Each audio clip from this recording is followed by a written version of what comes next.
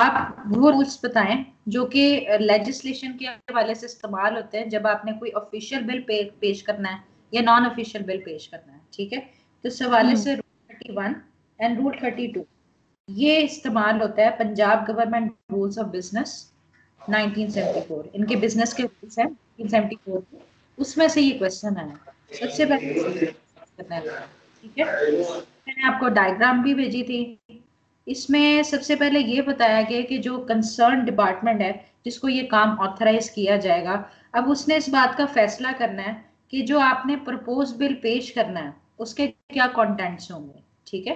ये लिखा है ना, the department administratively concern shall be responsible for determining the contents of propose legislation, ठीक है। और साथ में इस हवाले से भी रिस्पॉन्सिबल है कि उस लॉ मेकिंग के हवाले से जितने भी कंसर्न डिपार्टमेंट्स हैं उसके साथ उसने कंसल्टेशन करनी है, जिसमें फाइनेंस डिपार्टमेंट भी शामिल है जहां पे भी जरूरी होगा, ठीक है। फिर साथ ही साथ आपने कैबिनेट की भी अप्रूवल लेनी है कि आप ये बिल पास करना चाह रहे हैं, ठीक है। इससे पहले कि आप लॉ पार्लियामेंट्री अफेयर्स में अपना प्रपोज बिल भेजें कि ताकि इसको कानूनी शक्ल दे दी जाए, आपने तमाम कंसर्न डिपार्टमेंट से कंसल्ट करना है, ठीक है, और डिटरमिन करना है कि इसके कंटेंट्स क्या होंगे। यहां तक मेरी बात क्लियर है आपको? अच्छा, जी बिल्कुल। उसके बाद ये मजीद बताया गया कि आपने जो प्रपोज्ड लेजिस्लेशन पेश करनी है अगर वो सिर्फ वर्बल और अमेंडमेंट की हद तक है तो उसमें आपको कैबिनेट की अप्रूवल लेने की जरूरत नहीं है, ठीक है। कि लॉ पार्लियामेंट्री अफेयर्स में वो बिल भेजने से पहले अगर सिर्फ फॉर्मल अमेंडमेंट है या वर्बली आपने वो कोई चीज कम्युनिकेट की है तो उसमें कैबिनेट की अप्रूवल जरूरी नहीं है, ठीक है। यहाँ तक अब आपको क्लियर हो गया होगा। अच्छा जी, उसके बाद ये कहा गया है कि जब आप वो जो प्रपोज लेजिस्लेशन का बिल है जब आप रेफर करेंगे law parliamentary affairs and human rights department को तो वो मेमोरेंडम के साथ भेजेगी जो कंसर्न डिपार्टमेंट है। अब वो जो मेमो या तस्दीकी नोट आप कह रहे हैं उसके अंदर क्या चीजें होंगी, उसमें सबसे पहले वो तमाम प्रोपोजिशन डिस्कस की जाएंगी जिसके हवाले से आप बिल को ड्राफ्ट करवाना चाह रहे हैं, ठीक है। ये सीरीज ऑफ प्रोपोजिशन पे मुश्तमिल होगी जिसमें तमाम प्रोविजंस की डिटेल्स मेंशन होंगी कि इस तरह से आपने बिल ड्राफ्ट करना चाह रहे हैं, ठीक है। फिर उन प्रोविजंस के हवाले से अगर आपके ऑब्जेक्ट्स हैं या वजूहात हैं तो ऑब्जेक्ट्स एंड रीजंस भी आपने स्पेसिफाई करनी है, ठीक हो गया। पहले मैंने आपको बताया कि कंसल्टेशन होगी कंसर्न डिपार्टमेंट से, फिर एक मेमोरेंडम तैयार होगा जो कि ड्राफ्ट जाएगा किसके पास, पार्लियामेंट्री अफेयर्स जो डिपार्टमेंट है, ठीक हो गया।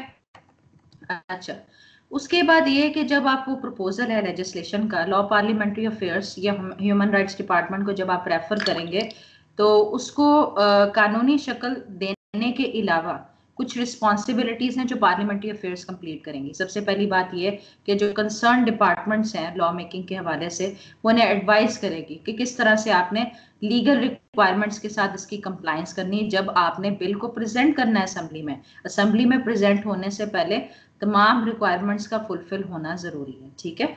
उसके अलावा डिपार्टमेंट जो पार्लियामेंट्री अफेयर्स है वो इस हवाले से भी एडवाइस करेगी कि ये जो प्रपोज लॉ है क्या वो फंडामेंटल राइट्स को वायलेट तो नहीं कर रहा, क्या फंडामेंटल राइट्स के मुताबिक है, इस चीज को भी ख्याल रखा जाएगा। और क्या इस मैटर को काउंसिल ऑफ इस्लामिक आइडियोलॉजी को रेफर करने की जरूरत है एडवाइस करने के हवाले से, ठीक है। अगर ऑलरेडी असेंबली ने इस हवाले से कोई सजेशन नहीं मांगी काउंसिल ऑफ इस्लामिक आइडियोलॉजी से तो इस हवाले से एडवाइस के लिए इसे काउंसिल ऑफ इस्लामिक आइडियोलॉजी के पास भी पेश किया जा सकता है। हाँ जी, यहाँ तक मेरी बात क्लियर है आपको? अच्छा, जी उसके बाद ये कहा गया है कि अब आपने जो ये डिपार्टमेंट कंसर्न्ड है इस केस को जिसमें अब पार्लियामेंट्री अफेयर्स की एडवाइस भी शामिल है तो ये जो फाइनल अप्रूव होके जाएगा पार्लियामेंट्री अफेयर्स से अब आप इस अप्रूवल के लिए कैबिनेट के पास भेजेंगे ताकि ड्राफ्ट बिल की अप्रूवल ली जा सके। और कोई ऐसे आउटस्टैंडिंग इश्यूज तो नहीं है जिसको डिसाइड करना है, इस हवाले से भी इसको भेजा जाएगा।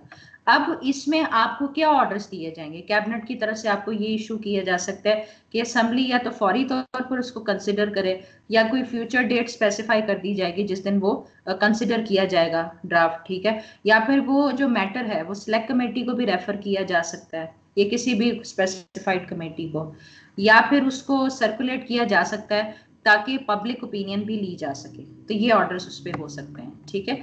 फिर जो कंसर्न डिपार्टमेंट है उस पर ब्रीफ तैयार करेगा जो कि तमाम मिनिस्टर्स की को यूज करने के लिए प्रोवाइड किया जाएगा, ठीक है।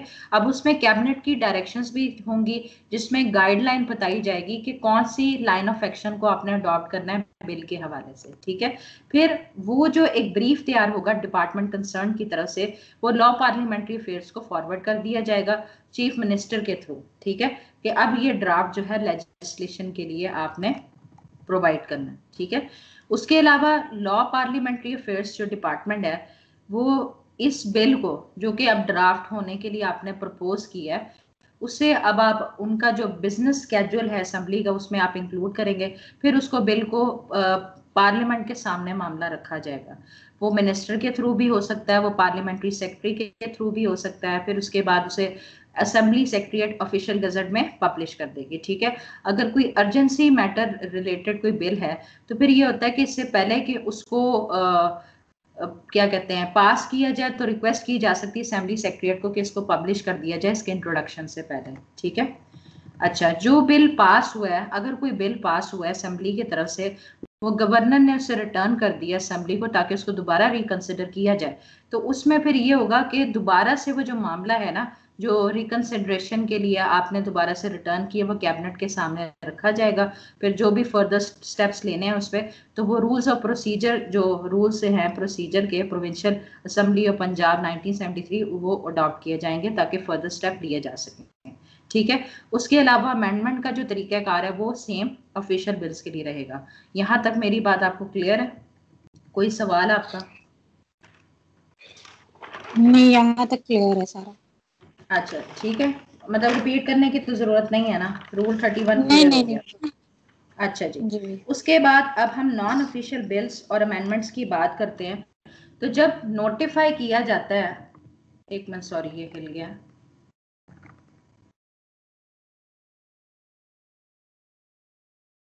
अच्छा, जब इत्तला आती है असेंबली सेक्रेटरीट की जब असेंबली सेक्रेटरीट को ये इत्तला मौसूल होती है कंसर्न डिपार्टमेंट की तरफ से कि नॉन ऑफिशियल बिल को वो इंट्रोड्यूस करना चाह रहे हैं ताकि असेस किया जा सके कि क्या प्रपोज लेजिस्लेशन को एडमिनिस्ट्रेटिवली एप्लीकेबल बनाया जा सकता है, और इस हवाले से कंसर्न डिपार्टमेंट से कंसल्टेशन होगी जिसमें फाइनेंस डिपार्टमेंट भी इंक्लूडेड होगा। जैसे कि रूल 31 में हम पढ़ चुके हैं ना कि तमाम कंसर्न डिपार्टमेंट से इंस्ट्रक्शन ली जाएंगी, कंसल्ट किया जाएगा, वो सेम एज इट इज यहाँ पर प्रोवाइडेड है। उसके बाद फिर कॉन्सेंट ली जाएगी लॉ पार्लियामेंट्री अफेयर्स डिपार्टमेंट से किस हवाले से कि भाई इस बिल को इंट्रोड्यूस करवाना चाह रहे हैं असेंबली में। इसके लिए आपको प्रीवियस सेंक्शन चाहिए होगी गवर्नमेंट की तरफ से कि भाई इसको पेश करने की मंजूरी दी जाए, ठीक है। फिर जो भी एडवाइस आएगी लॉ पार्लियामेंट्री अफेयर्स की तरफ से उसको लेने के बाद डिपार्टमेंट्स के साथ कंसल्ट करने के बाद तो फिर वो जो कंसर्न डिपार्टमेंट है वो किस हवाले से अप्रूवल लेंगे कि कैबिनेट की इंस्ट्रक्शन ली जा सकें कि बिल को किस तरह से इंट्रोड्यूस करवाना है। तो इस पे फिर कैबिनेट के सामने ये मामला रखा जाएगा। फिर कैबिनेट इस पे फैसला देगी, या तो ये कहेगी ना कि या तो ये कहेगी कि फौरी तौर पे इसे कंसिडर किया जाए असेंबली में, या कोई फ्यूचर डेट स्पेसिफाई कर दी जाएगी, या फिर ये रेफर किया जाएगा कि ये मामला सेलेक्ट कमेटी के सामने रखा जाए या कोई भी स्पेसिफाइड कमेटी के सामने रखा जाए, या इसको सर्कुलेट किया जाए ताकि ओपिनियन ली जा सके, या इसको अपोज करना है, ठीक है। इस हवाले से डायरेक्शंस इशू हो सकती हैं, कैबिनेट डिसीजन ले सकती हैं, ठीक है। फिर जब आप कंसेंट ले लेंगे गवर्नमेंट की कि ये बिल इंट्रोड्यूस हो सकता है असेंबली में, तो फिर वो जो कंसेंट ली जाएगी कंसर्न डिपार्टमेंट की तरफ से ली जाएगी, और फिर ये डिसाइड किया जाएगा कि इस बिल को सपोर्ट करना है कि नहीं करना। फिर एक ब्रीफ समरी तैयार होगी जो कि मिनिस्टर को प्रोवाइड करनी है या पार्लियामेंट्री सेक्रेटरी को प्रोवाइड करनी है। इस हवाले से गवर्नमेंट की डायरेक्शंस भी ली जाएंगी कि बिल को अडॉप्ट करने के हवाले से क्या लाइन ऑफ एक्शन होना चाहिए, वही सेम एज इट इज जैसे हमने रूल 31 में पढ़ा है। अच्छा जी, फिर जो प्रोसीजर अमेंडमेंट के हवाले से वही सेम रहेगा नॉन ऑफिशियल बिल्स के लिए, ठीक हो गया। अच्छा, उसके बाद रूल 33 में ऑर्डिनेंस के हवाले से जिक्र किया गया। उसमें यह कहा गया कि जो रूल 31 जो कि ऑफिशियल बिल्स के हवाले से वो सेम एज इट इज वही रूल्स आपके लिए जो same as it is rules हैं वो ऑर्डिनेंस के लिए भी अप्लाई होंगे, ठीक हो गया। फिर उसके बाद लॉ पार्लियामेंट्री अफेयर्स हैं ऑर्डिनेंस को प्रोमलगेट करेंगी और असेंबली के सामने उसको लेट डाउन करेंगी, ठीक है। इस हवाले से आपने article 128 of constitution of Pakistan भी पढ़ना है, ठीक है। उसके बाद रूल 34 में हम पढ़ते हैं। अच्छा, जो पास पेपर में क्वेश्चन आया था ना ऑफिशियल बिल और नॉन ऑफिशियल बिल के हवाले से, वो आपका सवाल कंप्लीट हो गया। ये आगे फर्दर हम वैसे ही पढ़ें, शायद इसमें से कोई आपसे क्वेश्चन पूछ लिया जाए। अच्छा, अब इसमें असेंबली के हवाले से रूल्स बताए गए हैं, जिसमें ये बताया गया कि जो रूल्स प्रोवाइडेड हैं प्रोसीजर के, उसके मुताबिक असेंबली के तमाम मामलात को रेगुलेट किया जाएगा, ठीक है। फिर रूल 35 में असेंबली को समन करने के हवाले से बताया गया कि इस हवाले से कि जब भी असेंबली का सेशन बुलाना है तो गवर्नर की ऑर्डर सीक किए जाएंगे, और वो गवर्नमेंट के ऑर्डर कौन सीक करेगा, वो लॉ पार्लियामेंट्री अफेयर्स सीक करेगा। जब चीफ मिनिस्टर की तरफ से डायरेक्शन आएगी तो वो जो ऑर्डर्स के हवाले से तफसीलात हैं फिर सेक्रेटरी ऑफ द असेंबली को कम्युनिकेट कर दी जाएंगी। यहाँ तक मेरी बात क्लियर है? अच्छा, जी अब बिल्कुल। ऑर्डर सीक करने के लिए आपने अप्लाई कर दिया, जैसे ये स्पेसिफाइड हो जाएगा, ये मुकर्रर हो जाएगा कि इस तारीख को सेशन बुलाया जाएगा, तो फिर ऑफिशियल गजट में स्पेसिफाई कर दिया जाएगा, जो कि सेक्रेटरी ऑफ द असेंबली करेगा। तमाम कंसर्न डिपार्टमेंट्स को इतला दी जाएगी ताकि जो भी ऑफिशियल बिजनेस कंडक्ट करना है असेंबली के हवाले से आप उसको रिव्यू कर लें, और वो फिर जो बिजनेस स्केड्यूल होगा वो फिर लॉ पार्लियामेंट्री अफेयर्स को फॉरवर्ड कर दिया जाएगा। पूरी लिस्ट होगी जो कि 7 दिन के अंदर प्रोवाइड करनी है सेशन कमेंस होने से पहले। उसके साथ ही जो मिनिस्टर्स हैं असेंबली से रिलेटेड, वो पार्लियामेंट्री अफेयर्स के लिए पहले से एक प्रोविजनल फोरकास्ट बता देंगे कि ये हम चीजें हैं जो कि डिस्कस करना चाह रहे हैं असेंबली के सामने, और फिर प्रपोजल दी जाएगी स्पीकर को कि आप डेज अलॉट कर दें कि ये जो बिजनेस ट्रांजेक्शन करनी है इसके लिए कितने दिन मुकर्रर किए जाएंगे, ठीक है। फिर जो प्रोग्राम स्पीकर की तरफ से अप्रूव होगा वो असेंबली सेक्रेटेरिएट कम्युनिकेट करेगी तमाम डिपार्टमेंट्स को, और जो सेक्रेटेरिएट है वो गवर्नर को इतला दे देगी, ठीक है। यहाँ तक मेरी बात क्लियर है आपको? जी।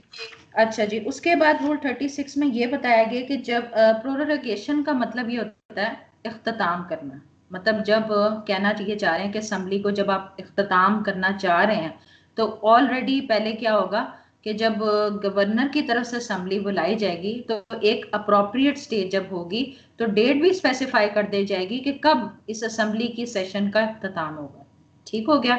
तो फिर इस पे क्या करेगी, जो सेक्रेटरी ऑफ असेंबली है ना, वो चीफ मिनिस्टर से डायरेक्शन लेने के बाद ऑर्डर्स भी सीख करेगी गवर्नर से, ऑर्डर्स भी सीख करेगी गवर्नर से कि कौन सी तारीख होगी जब असेंबली की जो प्रोसीडिंग्स है उनको प्रोरोगेट कर दिया जाएगा, ठीक है।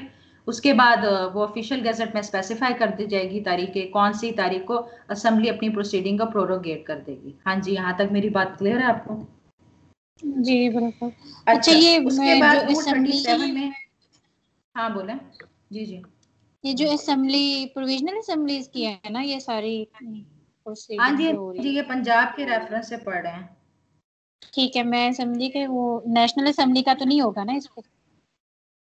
नहीं नहीं नहीं नहीं, मेरी बात सुनो। नेशनल असेंबली का मतलब ये रूल्स नेशनल असेंबली के लिए भी प्रोवाइडेड है, प्रोविंशियल असेंबली के लिए भी प्रोवाइडेड है। पर आसानी के लिए आप समझो कि प्रोविंशियल असेंबली की बात की जा रही है पंजाब के रेफरेंस से, ताकि आप कंफ्यूज ठीक। ना हो, ठीक है। अच्छा जी, अब जी। बिल्स के हवाले से कुछ जनरल प्रोविजंस यहाँ पर रूल 37 में डिस्कस की गई हैं, जिसमें जो तमाम मामलात हैं जैसे कि बिल्स हैं, रेजोल्यूशन आपने गुजारनी है, मोशंस हैं, क्वेश्चंस हैं, ये कोई भी बिजनेस ट्रांजैक्शन जो असेंबली के सामने ले डाउन करनी है वो असेंबली सेक्रेटेरिएट को फॉरवर्ड कर दी जाएगी, ठीक है। असेंबली सेक्रेटेरिएट को फॉरवर्ड की जाएगी, फिर कंसर्न डिपार्टमेंट्स को वो फॉरवर्ड कर दी जाएंगी तमाम कॉपियां, ठीक है। फिर जो किस तरह से काम को एलोकेट करना है डिफरेंट डिपार्टमेंट्स के दरमियान, इस हवाले से चीफ सेक्रेटरी से कंसल्ट की जाएगी। मैं 2 क्लॉज की बात कर रही हूँ, ठीक है। जी। उसके बाद अगर कोई बिल या कोई रेजोल्यूशन या कोई सवाल अगर आपको लगता है कि इम्प्रॉपरली या रॉन्गली एड्रेस किया गया किसी भी डिपार्टमेंट से, तो वो फिर जो कंसर्न डिपार्टमेंट होगा उसको ट्रांसफर कर दिया जाएगा। किसके साथ कंसल्टेशन करके? चीफ सेक्रेटरी के साथ कंसल्टेशन करके, और इस हवाले से असेंबली सेक्रेटरीट से एडवाइस भी दी जाएगी। अच्छा, फिर असेंबली सेक्रेटेरिएट डिपार्टमेंट को एडवाइस करेगी कि जो भी नॉन ऑफिशियल बिल्स हैं, रेजोल्यूशन, मोशंस हैं, तो उनका फाइनल फॉर्मेट क्या होगा, ठीक है। उस हवाले से उनको गाइडलाइन दी जाएगी कि किस तरह से आपने इस मामले को रेगुलेट करना है, फाइनल ड्राफ्ट कैसे होना चाहिए, ठीक है। जब नोटिफाई कर दिया जाएगा असेंबली सेक्रेटेरिएट की तरफ से तो जो रिसीविंग अथॉरिटी होगी फौरी तौर पर सेक्रेटरी या मिनिस्टर की नोटिस में ये बात लाएगी। हाँ जी, यहाँ तक क्लियर है आपको? जी। एक मिनट जरा। 37 38, अच्छा जी, रेजोल्यूशंस और मोशंस के हवाले से हम पढ़ने लगे हैं। इसमें ये कहा गया कि जब कोई आप रेजोल्यूशन गुजारना चाह रहे हो, कोई मोशन, जैसे कोई आपका रेफरेंस है, रेफरेंडम जैसे होता है ना, असेंबली में कोई आप मामले के हवाले से वोटिंग चाह रहे हो, तो फिर ये होता है कि जो कंसर्न डिपार्टमेंट है ना, वो फॉर्मल नोटिस जो कि मिनिस्टर की तरफ से साइन हुआ होगा, वो सेक्रेटरी ऑफ द असेंबली को प्रोवाइड किया जाएगा। ठीक है, जो कि फिर जो रेजोल्यूशन होगा और मोशन होगा, वो फिर जब स्पीकर उसे एडमिट कर लेगी तो फिर अरेंजमेंट्स की जाएंगे कि किस तरह से ऑफिशियल बिजनेस में इसको इंक्लूड किया जाएगा। बात समझ आ रही है मेरी? कि अगर आप रेजोल्यूशन जी। गुजारना चाह रहे हो तो एडमिशन करके फिर उसको इंक्लूड कर लिया जाएगा कि बिजनेस ट्रांजैक्शन में कैसे रेजोल्यूशन आपने पास करना है। अब अगर कोई ऑफिस रेजोल्यूशन इससे मुतल्लिक है कि आप कोई स्टैट्यूटरी बॉडी कॉन्स्टिट्यूट करना चाह रहे हो, ये कोई पॉलिसी को डेक्लरेशन चाह रहे हो उसकी, जो कि पब्लिक इंटरेस्ट से रिलेटेड है, उस हवाले से, या फिर कोई ऑफिशियल मोशन है जो कि मेंबर्स के इलेक्शंस के हवाले से है, स्टैंडिंग कमेटी के हवाले से, या कोई कोई मखसूस मामला है जिसके हवाले से आप डिस्कशन करना चाह रहे हो, या फिर जो नॉन ऑफिशियल रेजोल्यूशन की जो रिसिप्ट होती है असेंबली ऑफिस की तरफ से, तो वो जो कंसर्न डिपार्टमेंट है उसको एग्जामिन करेगी और कैबिनेट की तरफ से फिर ऑर्डर सीक किए जाएंगे। जो भी अगर टाइम अवेलेबल होगा ना तो उस हवाले से उसकी भी ऑर्डर्स लिए जाएंगे कि क्या करना चाहिए। अच्छा, अब ये जो रेजोल्यूशन और मोशन है, इसको एग्जामिनेशन करने के हवाले से जो कंसर्न डिपार्टमेंट होगी वो इसको भी कंसिडर करेगी कि क्या इस रेजोल्यूशन मोशन पे डिस्कशन होनी चाहिए, क्या ये पब्लिक इंटरेस्ट के खिलाफ तो नहीं है। अगर कोई ऐसी चीज पॉइंट आउट की है तो रीजंस के साथ कमेंट्स दिए जाएंगे रेजोल्यूशन और मोशन के हवाले से। ठीक है, फिर एक ब्रीफ तैयार किया जाएगा रेजोल्यूशन और मोशन के हवाले से, या नॉन ऑफिशियल जो भी रेजोल्यूशन है, ताकि वो मिनिस्ट्री या पार्लियामेंट्री सेक्रेटरी इसको इस्तेमाल करे। ठीक है, अब जब वो रेजोल्यूशन मोशन अडॉप्ट कर लिया जाएगा, फिर असेंबली सेक्रेटेरिएट जो है वो सेट कंसर्न डिपार्टमेंट को फॉरवर्ड कर देगी ताकि वो अप्रोप्रिएट क्या कहते हैं अप्रोप्रिएट एक्शन ले सके। हाँ जी, यहाँ तक मेरी बात क्लियर है आपको? जी बिल्कुल। अच्छा, उसके बाद क्वेश्चंस के हवाले से रूल नंबर 39 है, जिसमें ये कहा गया है कि अगर आप कोई सवालात पूछना चाह रहे हैं किसी मेंबर से, वो स्टेयर्ड भी हो सकते हैं, अनस्टेयर्ड भी हो सकते हैं, शॉर्ट नोटिस भी हो सकते हैं। अच्छा, ये आपके लिए अब नई टर्म है और आपने इसको देखना भी है। स्टेयर्ड टर्म बेसिकली ये होता है कि जब आप ओरली किसी से आंसर पूछना चाह रहे हो तो रैंडम क्वेश्चंस रखे जाते हैं। ठीक है, और ये जो क्वेश्चंस हैं ये ग्रीन कलर में प्रिंट किए जाते हैं। ठीक है, अब मैंने फॉर्मेट तो नहीं देखा, कोशिश करूंगी कि आपको प्रोवाइड कर दूं।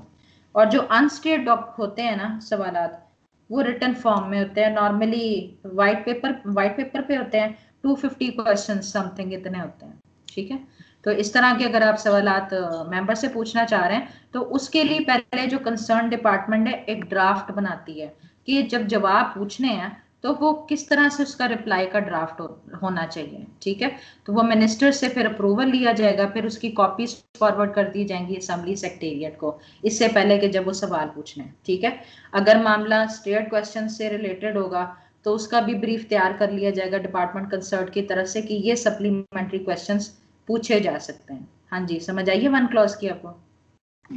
जी बिल्कुल। अच्छा, आगे ये बताया गया कि जो सप्लीमेंट्री क्वेश्चंस की कॉपी है जो कि असेंबली में पूछी जानी चाहिए, अगर वो स्टेट क्वेश्चन से मुतल्लिक है तो उसके जवाब फिर क्या है, वो असेंबली सेक्रेटेरिएट फॉरवर्ड कर देगी कंसर्न डिपार्टमेंट को, जैसे जितनी जल्दी मुमकिन हो सके जब प्रोसीडिंग्स ट्रांजैक्ट हो जाएंगी। ठीक है, अब डिपार्टमेंट कंसर्न जो है इस हवाले से रिस्पॉन्सिबल है कि वो अंडरटेकिंग ले मिनिस्टर से कि वो जवाब देंगे इन सवालात का। हाँ जी, बात समझ आई है? बिल्कुल। अच्छा, उसके बाद रूल 40 में बजट के हवाले से बताया गया कि जब देखें बजट की बात आती है तो फाइनेंस डिपार्टमेंट इसमें इंक्लूड होगा।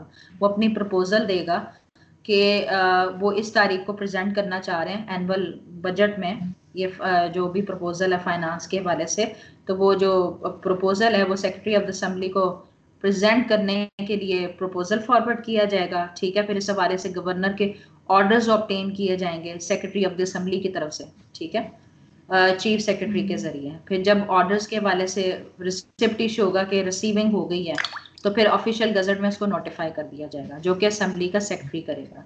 हाँ जी, यहाँ तक मेरी बात क्लियर है आपको? जी। अच्छा अच्छा, ये बजट जो के जब आपको, हाँ बोलो।